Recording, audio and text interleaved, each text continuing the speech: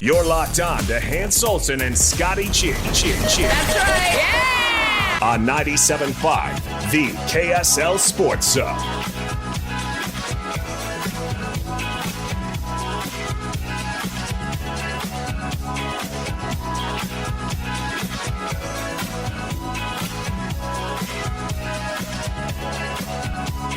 Hans Olsen, Scott Gerard, 97.5, the KSL Sports Zone. Great conversation with Ryan Smith. If you missed it, in fact, hey, look at this. This is when you know the trains are running on time. It's already posted and available for you at KSLSports.com and on our podcasting platforms.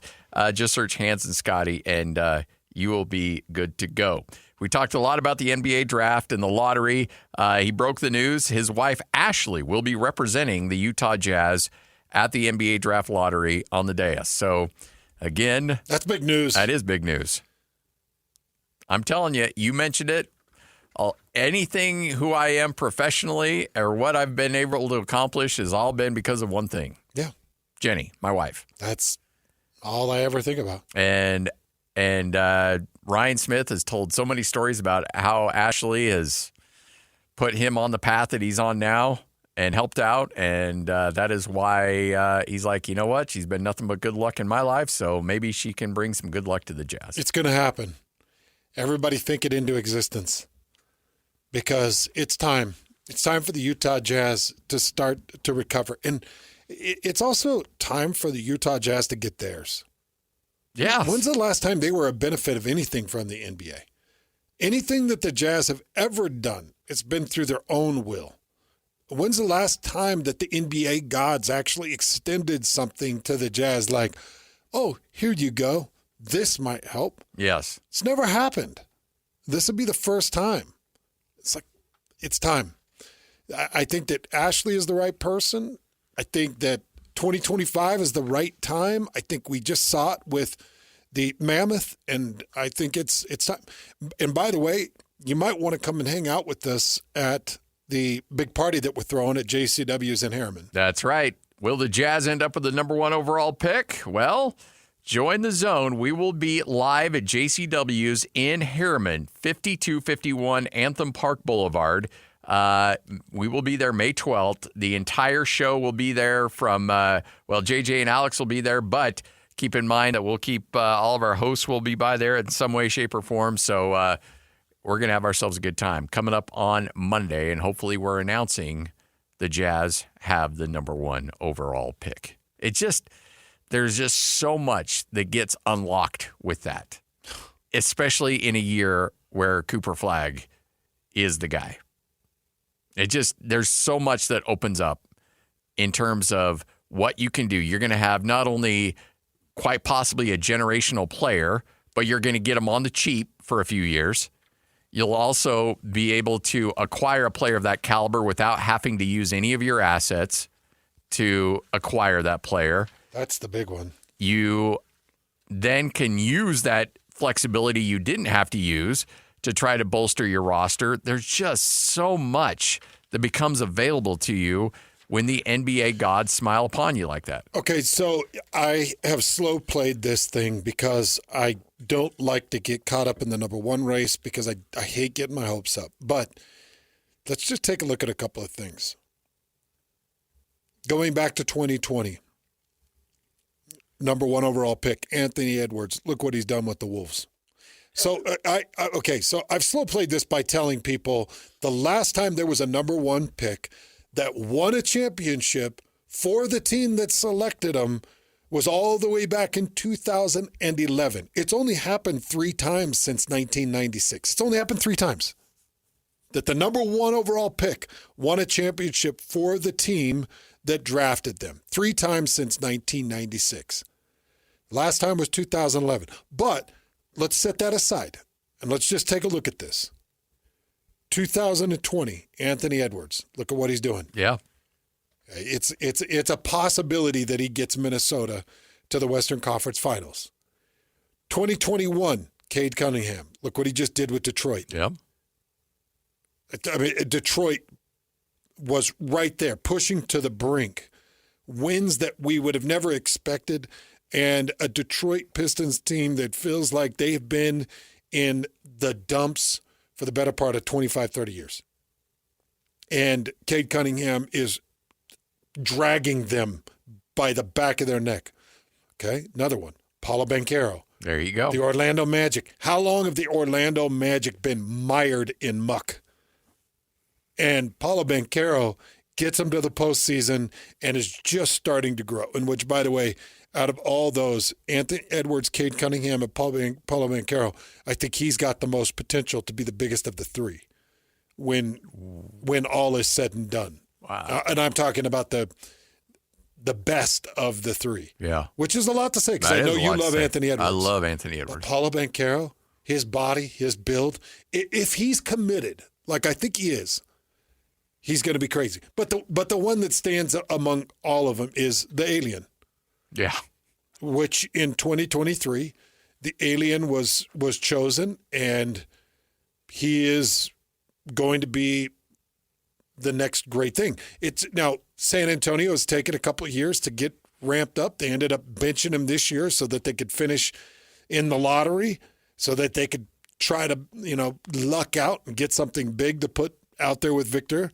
But that's the last four number one. Well, there's a number. There's 2024's number one, and I just don't know a lot about the Frenchman. Yeah, Zachary. I just don't know a lot about him, so I didn't include him in my list. But look at what those number ones have done. They've taken bad teams out of the dregs and depths of hell and brought them to prominence, or at least delivered a product that you can watch. Yep, and they're all, surefire players. And Cooper Flagg sits amongst three of those four. He sits amongst Banchero. Oh yeah. Edwards and Cunningham. Mm-hmm.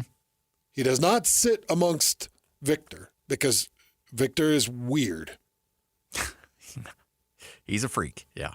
I don't even know what to think of him. No, I'm with you. He averages a double-double in his rookie season, and then he increased it by 5 points and another 1 or 2 rebounds in his second year.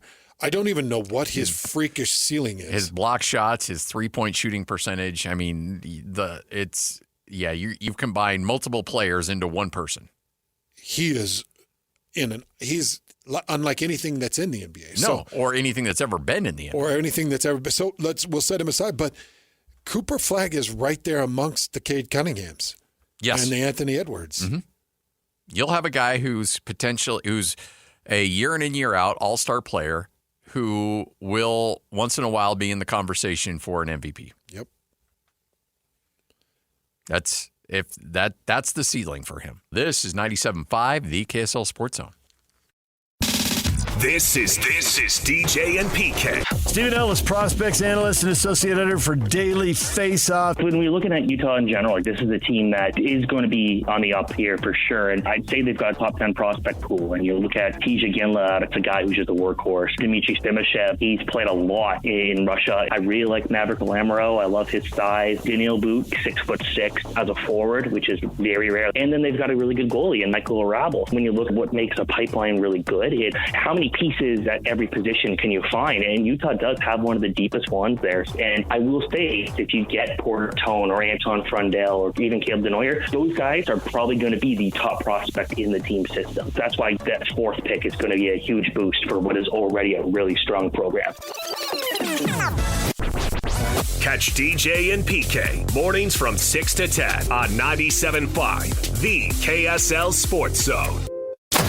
Number one. Miss any part of the show? Every moment of every show is available in podcast form by searching Hans and Scotty on your favorite podcasting platform or online at KSLSports.com. This is Hans Olsen and Scotty G on 97.5, the KSL Sports Zone.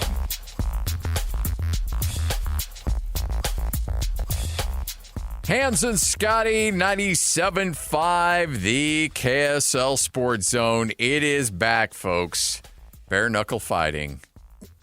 And I'm telling you, this is the third event in Salt Lake City and in the Maverick Center. They had a huge crowd expected to be back on Saturday. And joining us now, a man who's going to be involved and he will be fighting Ben Moa right here on 97.5, the KSL Sports Zone. Ben, how are you? Hey, Ben. Doing great. Thanks for having me, fellas. It's great to have you. First and foremost, how are all the boys doing? The Moa boys across the board. And Scotty, as you know, Oh, yeah. he's got 3 superstar boys that are doing amazing things. How are all the boys doing? They're doing great. Ice at Michigan State, Shannon's at UConn, and Celesti's just doing his thing. Well, would you like to announce where Celeste's going? He's going to officially go to Texas A&M. Not just kidding. That's an announcement for him, too. Celeste, you heard it here first. I'm just sorry. Hey, do your boys ever say, like, hey, Dad, maybe you shouldn't be throwing bare knuckles around? Or are they all for it? So Celeste loves it. Ice is just neutral. Shanna's neutral as well. So Celeste loves it. The older 2 are probably like, dude, grow up. But yeah, they're pretty neutral. My wife hates it. Absolutely hates it. But I love it. I know you do love it because the last time you did it, I texted you right after. I said, send me some pictures. And this bare knuckle fighting thing, Ben, it's a different world. And now that you've done it, and now you're about to do it again this Saturday, what is the difference? Because you fought mixed martial arts forever. You've got on the 6-ounce gloves. What is the difference between mixed martial arts and bare knuckle fighting? Everybody knows it's the glove, but how much difference is there in it? So I think for me, it's like fighting in its purest form. Like every punch matters. You throw one jab, it connects to the cheekbone, it cuts the face wide open. Every single punch shows up on your face and in the body because it's just no gloves. So like you throw a little jab, just a check jab, and it hits his nose, it's gonna split it. Hits his lip, it's gonna split it. So, and for me, like I think I'm significantly faster than most heavyweights. So it plays out. It plays out really well for my fighting style. So I love it. How long does it take to recover from a fight like that? So, like I hit the last guy 154 times. Jeez. He had I think 50 something stitches, but he recovered in a couple days. In a couple weeks. It took me because I snapped my ligaments in my left hand and I broke my thumb on my right hand. It took me about 8 months to recover, and I didn't even get hit. I only got hit twice. So, I beat him up, but he got the bad. I took the most damage. He looked like he took the most, except for when I saw the bandages on the hand. But what can you do, Ben, to make sure you're not breaking thumbs and snapping ligaments? Because I'm expecting another 150 to 200 shots to land on somebody's head coming up Saturday. Yeah, so we just changed the game plan up a little bit and not so much power, not so much because everything's affected so easy. It's the power needs to be like, you don't need to use 80% of your power. You just need to use 50, and you'll be fine. Go ahead. You say that now, Ben, but when you have a guy lined up and you have that shot available, I don't think you're going to be able to I need to take exactly. Yeah, you're like I need to take about 40% off this punch. No, you're coming in swinging 100%. Yeah, that's everybody's game plan, right? And then you start fighting and he clips you or something, and then you just go berserk. So that's why it's so fun. And that's why BKFC, Conor McGregor, Dave and them are so brilliant because every single fight is exciting. There's not one boring bare knuckle fight. You can't just move around and grapple or move around and wrestle each other. Everything I haven't seen one fight that wasn't exciting. To draw the comparison, it's like Andy Ludwig sitting there telling Cam Rising, hey, so when you get outside the pocket, we're just going to have you get down. Yeah. We're not going to have you take any hits. And the next thing you know, Oklahoma State, Cam Rising's rolling out, and he's landing on top of a Gatorade bucket because he just can't get down. You're going to take the shot, man. You just can't. I mean, you know, guys, you just can't. You just come on. You want the highlight reel. Just break the hand. Who cares? You can get a new one. Hey, at what point in the fight, the last fight you had, did you realize, I've hurt my hand? First exchange, the first jab cross, and it was my left. He headbutt my hand on my left jab, and it exploded my ligaments. All 3 ligaments on my left. All right, so that was, you said you got like 154 shots on him, so that sounds like hit number 2 or 3, so you had over 150 with essentially 2 broken hands. Yeah, it was just zinging, like you could feel the nerve, like, but you're so pumped up and everybody's chanting, and you just, the moment, just do your thing.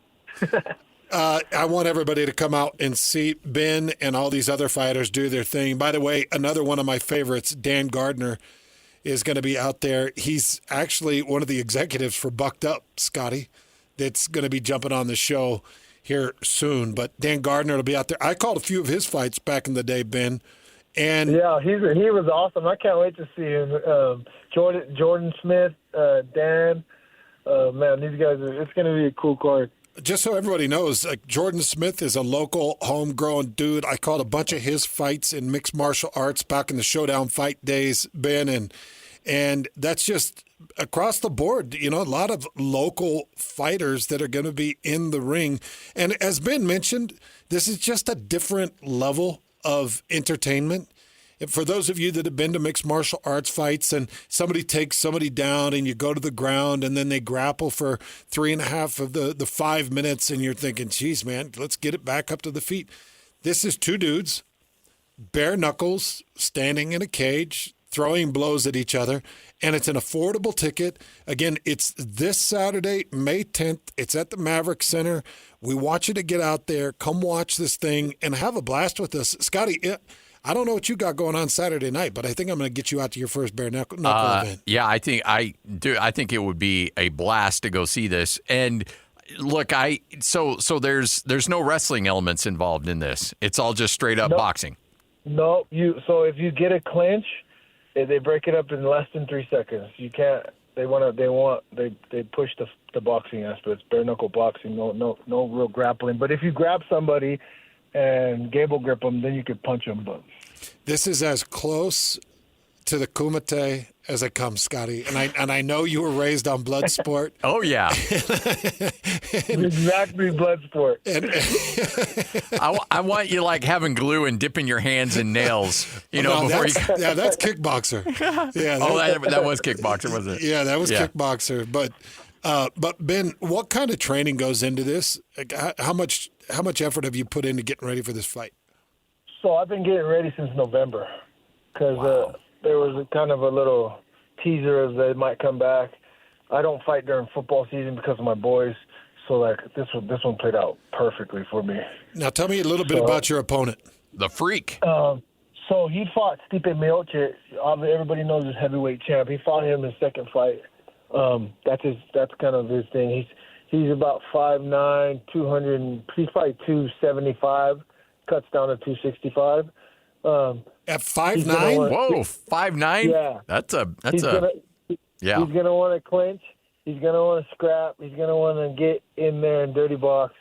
He's gonna want to close the distance, jab over. Those kind of exchanges from the film I've watched. So he's a tough. I mean, it's all fun and games, and the strategy is cool until you get overhand right by a guy that's 290. And then it's like, James Bond's gone. I should have moved my head. It's like, so it'll be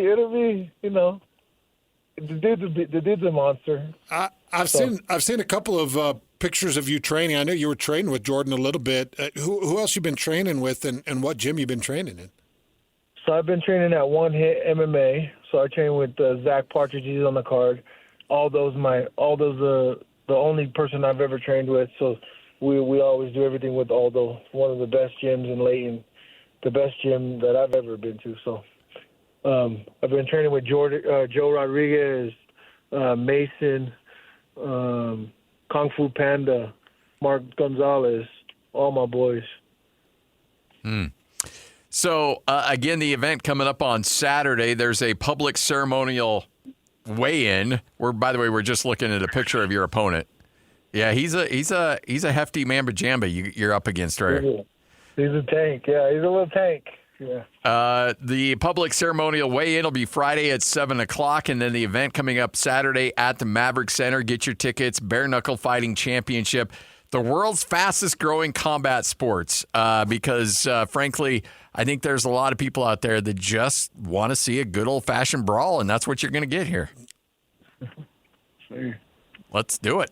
All right, Ben, do you miss the football days? No, I get enough football. I'm coaching at Fremont High School, so I'm a defensive coordinator at Fremont High School, so I get plenty of football. I get to watch my boys. I don't miss playing that much because I don't know why. It's so hard, you know? Is Christina going to be at the Maverick Center on Saturday? She always says she's not going to go. And then when I look in the stands and I see her white mink jacket looking lips glossy as ever, just, you know. You're like, I got something I got to fight for. I got something to fight for.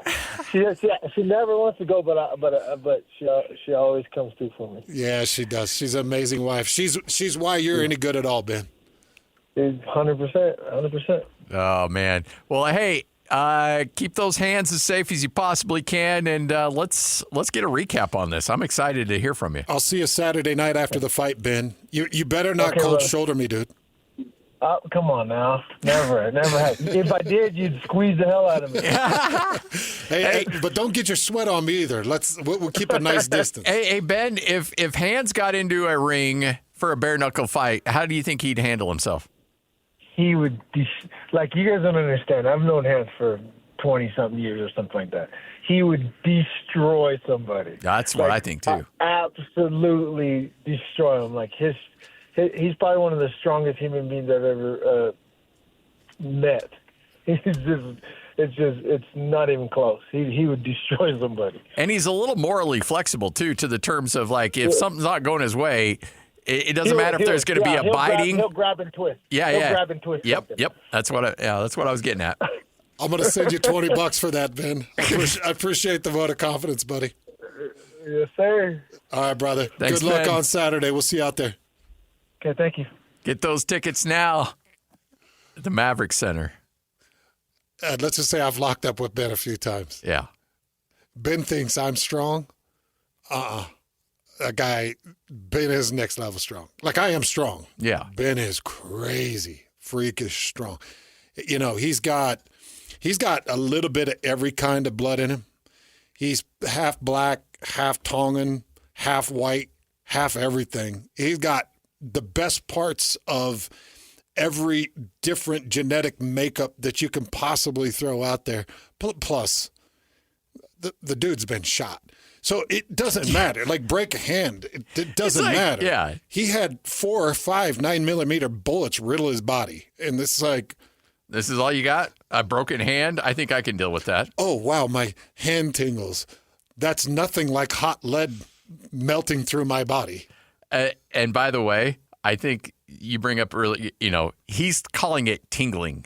My hands were tingling. Any normal Christian and I go through that, and it's called our hands are on fire, and we want to cut them off because they hurt so bad. Oh, man. I'm so glad Ben can come on with this. Ben, there's nobody that lightens my heart up more than Ben Moa. And just an overall good human being, unless you're in that ring with him. Unless you're in the ring. And then, And the only person in the Moa family that could do more damage than Ben, it's not Celeste, it's not Ice, it's not Zione, it's Christina, his wife. Well, apparently you not. Take her off, and you'll lose an eye. But apparently not enough to keep him out of the ring, though. Oh, no. What is funny is she says, I'm not going to be there. Then she just shows up.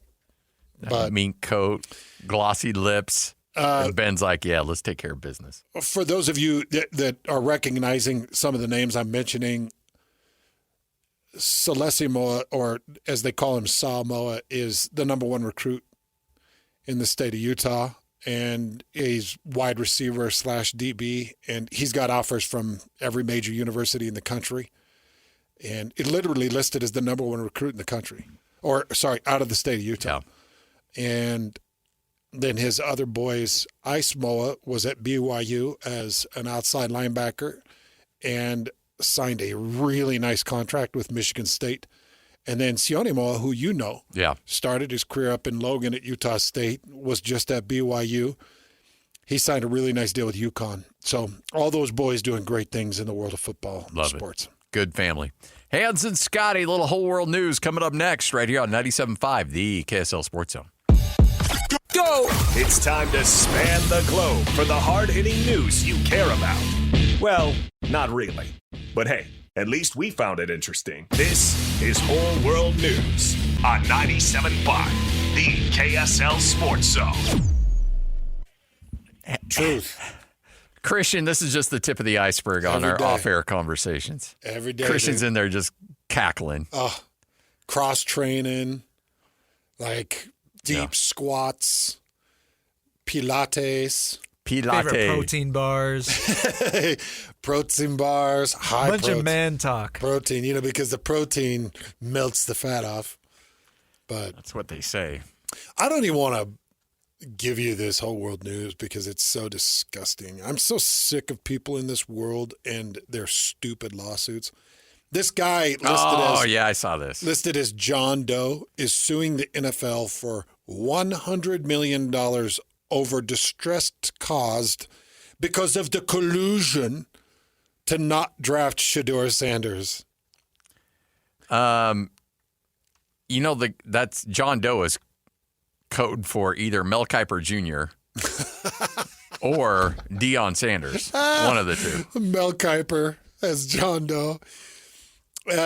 Here's a couple of quotes from the physical lawsuit, which I have in front of me. Jeez. This guy was projected to be the first or second pick, no later than top 5, and to watch mediocre players be chosen before him, it was very frustrating to me. It was immediate frustration for me. And to have all the NFL owners collude and not draft Shedeur, it was mentally frustrating and debilitating for me. For them to believe that they can just do this and there's no recourse, it has to stop. So he is suing the NFL for $100 million. He's 55 years old. 55-year-old man doing this. Yeah. You know what he should get in lieu of the $100 million? A public beating. 3 minutes in a ring with Ben Moa.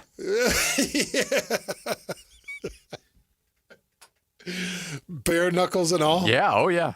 He can throw a fist if he wants. That's what I'm saying, man. This guy deserves complete public humiliation and a bit of a beating. I like how the fact that he filed it as John Doe and does not want his name to be published. Oh, really?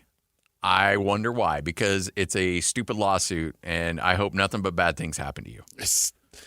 I wasn't even going to read this one, but I thought, people need to understand that there is a level of puke out there that we just can't help.